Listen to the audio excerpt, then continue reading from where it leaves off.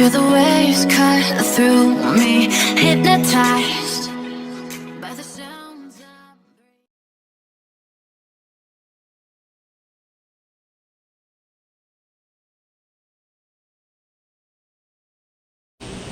Anong nangyari sa pera ninyo at ano yung ginagawa.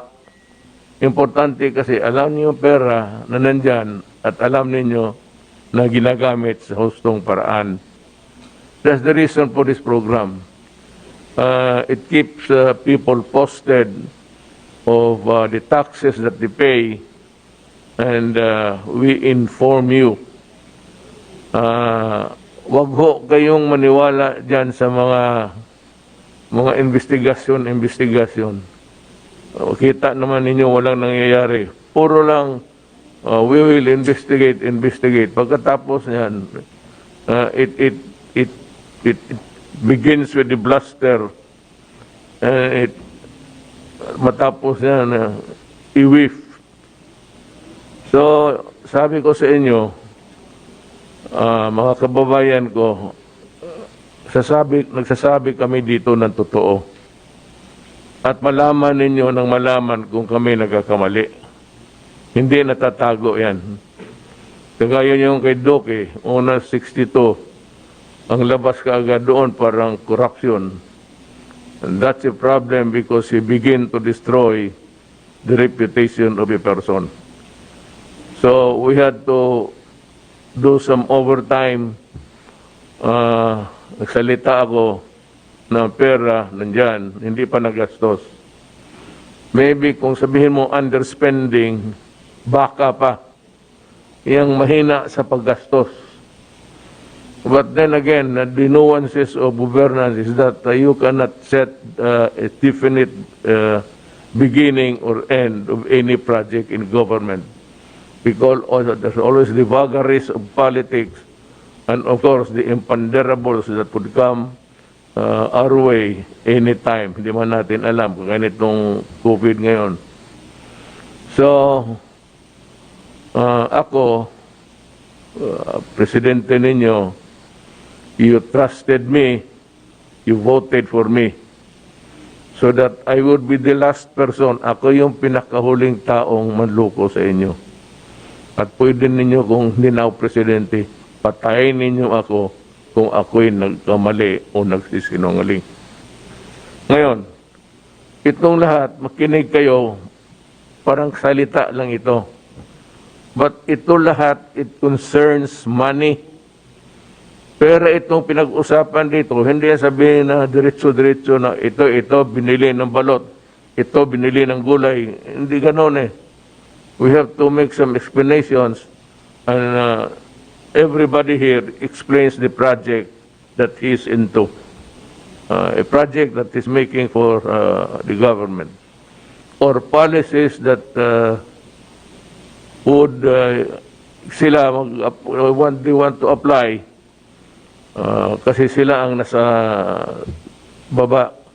Hindi ako nakikialam, basta ako resulta lang ang akin. The result. I do not interfere in their just because I'm not supposed to do it. Otherwise, hindi makatrabaho yung tao, panapakialaman mo, ang iba dyan, mag-resign na lang. Ikaw na lang, bakit ako? Sa lahat ng panahon, nakikialam ka sa trabaho ko. Ako gano'n. Gano'n, dumaan din ako ng subordinate. Nung piskal ako, may kaso ako, may kidnapping gano'n. Namatay yung kidnapper doon sa loob. Talagang pinatay. Talagang sinadyang pinatay. So from one of kidnapping to murder, maraming, sabi ko sa hipi ko, sir, kung gano'n ang karami ang tanong ipinapagawa mo sa akin, ikaw na lang. Spare me. Ako magtrabaho. If you want the result, I will give it to you. But please do not disturb me along the way. A sensational case yun. Kasi Hindi ko na lang sabihin kung ano, one Chinese kidnapping another Chinese. Tapos yung Chinese na kidnap, nahuli, kinulong, namatay rin doon sa loob in less than 24 hours. That what made the case sensational. Now, good evening sa inyo at salamat naman yung nakikinig dito sa atin for keeping us company for all these times. Here you will learn government, ang pinaka-importante, you will know where your money went. At saka, malaman ninyo kung ano ang totoo sa isyo. Pakinggan mo yung mga ibang senador dyan, meron talaga masabi. After an investigation, 1 or 2 or 3 days, you hearing, wala na. Walang rekomendasyon, walang dinimanda, walang napriso. Puro postura lang, question. Yan ang mahirap sa... Kayong mga maging senador, Roque, avoid that kind of tawag nito, rigmarole. Ito po ay patungkol doon po sa inyong pag-uutos na bayaran na kaagad yung mga hindi po nabigyan ng special risk allowance na mga healthcare workers po natin na late pong nakapag-submit ng listahan ang kanila pong mga hospital chiefs at ang halaga pong inilaan para dito ay 311,793,474. So ito po yung mga naibaba na po namin sa mga Centers for Health Development. Itong halagang ito, inaprubahan na po ito ng Department of Budget and Management. In fact, kahapon po ay inilabas yung Special Allotment Release Order ng DBM. At sa mga susunod na araw po, inaasahan namin na ibababa ng mga DOH regional offices ang pera sa mga 44 na mga lokal na pamahalaan at mga pribadong mga pasilidad at ospital upang makuha na ito ng ating pong mga health workers. Ngayon, kasalukuyan din, Mr. President, ay nakikipag-ugnayan ng DOH sa mga LGUs at mga private hospitals upang makalap ang dagdag na bilang ng mga health workers na nararapat pang makatanggap ng special risk allowance. Magsusumiti din ngayon araw ay ang kagawaran ng mga dokumento sa DBM para mabigyan ng ang 17,617 additional health workers kung saan aabot sa 201 million ang kinakailangan pondo. So, kaya naman inasahan po namin na madadagdagan pa ang bilang ng mga health worker na makatatanggap batay po sa inyong kautusan noong nakaraan linggo. So, magbibigay na lang po kami ng mga updates patungkol dito, Mr. President. So, we're well within the 10-day time frame that you have given us, Mr. President. Salamat po. Thank you. Are you through, Mr. Don? Then I'd like to call on Secretary Lorenzana. Mr. President, wala naman nadagdag dun sa report ko last Monday, so I'll just postpone my report for next week. Okay. If you wish so. Then we have Secretary Galvez now.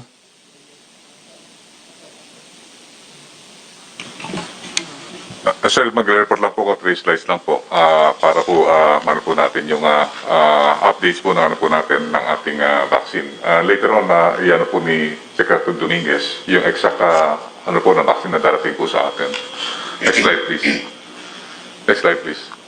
Sa ngayon po, mayroon po tayong na-account na 187 doses for procurement and COVAX and other donations. Ito po, nadagdagan po ito pagka nag-report na po si Secretary Dominguez dahil kasi po meron pa pong ongoing na mga negotiations. At dumating na po yung 48.9 million. And then we will still expect more or less mga 140 million na galing po sa mga ibang mga manufacturer and also from COVAX. So it will arrive at 6 months at mayroon po mga more or less mga 8 doses. Ang matatanggap po natin 8 million doses matatanggap natin sa 2022. So i-explain ko na lang po yung ibang mga data sa sunod po ng mga slides. Next slide please. Dito po sa ating vaccine tracker ay nakita po natin na meron na po tayong 48 million na natanggap ngayong buwan at meron na po tayong 42.092 million na na-deployed. At ang ano po natin, meron na po tayong 31 million na total na vaccine na na-administered at tumataas na rin po yung ating fully vaccinated to 13.3 million. Yung nasa gitna po, Mr. President, na meron na po tayong 13.3 na fully vaccinated, which is represents 17.33% of our 70% targeted population and also 12.13 for total populations po natin. Next slide please. Sir, ito po ang medyo i-discuss ko po sa inyo ngayon dahil po sa inyong guidance na tsaka sa guidance po ni Senator Bongo na mag-allocate na po tayo ng marami doon po sa ating mga different provinces. So kung makita po natin yung basis po natin, itong first slide po sir, yung first column, ito po yung 70% projected population. So umabot po noon na 77.13%. And then nandito rin po yung number of vaccinated, nandito po yung number of vaccinated first dose. Ito na po yung tinatawag natin na mga na-vaccinate na po natin. Ito naman po yung column na to, ito yung unvaccinated po, ito ang vaccinated. So itong basis po natin ng tinatawag nating equitable distribution. Kasi may basis po tayo kung ilan pa ang hindi pa nababakunahan sa mga different regions. Ito po yung mga percentage ng mga vaccinated. So kung titingnan po natin, simula po ng September, 25 million po ang ating projected na makukuha at nakikita po natin na ang lalaki na po dito yung Region 4A at saka yung Region 3 and other regions. Yung NCR po, matatanggap na lang po niya is less than 1 million. Then, in-expect po namin nung nagkaroon po kami ng conference ni Yusek Oben ng DOF at saka kanyang legal team, more or less, meron po tayong 114 million na darating sa fourth quarter at saka yung mga slippage dun sa first quarter of 2022. At nakikita po natin na mangunguna po dito ay talagang yung 4A kasi ito pinakamalaki pong population na hindi pa natin na-vaccinate. Followed by Region 3 and then it will be followed by Region 6 and 7 and also nandito rin po yung Region 1 and also yung Region 12 and also yung Region 11 and Region 9. So yung po ito po ang aming i-discuss lang po sa inanon lang po namin ang mga different provinces na I would like to ask some patience because talagang inuna lang po natin yung mga search area at saka inuna po natin ang NCR dahil napakalaki po ng risk natin sa economic at saka tinatawag natin sa health risk. Considering ito po yung mga epicenter. So mga Presidente, ilang po aking ibibigay na informasyon po sa inyo ngayon at maraming po salamat. Mr. President, Executive Secretary Bingbong Miguel-Dea, Senator Bongo, fellow public servants. Magbibigay lang po ako ng ulat sa nagaganap nating pamamahagi ng ayuda dito po sa National Capital Region, sa probinsya ng Laguna at ng Bataan. Sisimulan ko po sa National Capital Region. Tayo po ngayon ay nakapagbigay na ng 86.82% ng pamamahagi ng ayuda sa NCR at umaabot na po sa halagang 9.77 billion pesos, kung saan 9.7 million beneficiaries ng NCR ang nabigyan na po ng ayuda. Next slide. Dito po makikita ang breakdown ng pagbibigay ng ayuda sa National Capital Region. At makikita po natin na ang Caloocan at ang Navotas ay nakatapos na po ng kanilang pamimigay. Samantalang ang Manila, Pateros, Pasay at Malabo naman ay lumampas na ng 90%. Hanggang katapusan po ng buwan ay tatapusin natin ang pamamahagi ng ayuda.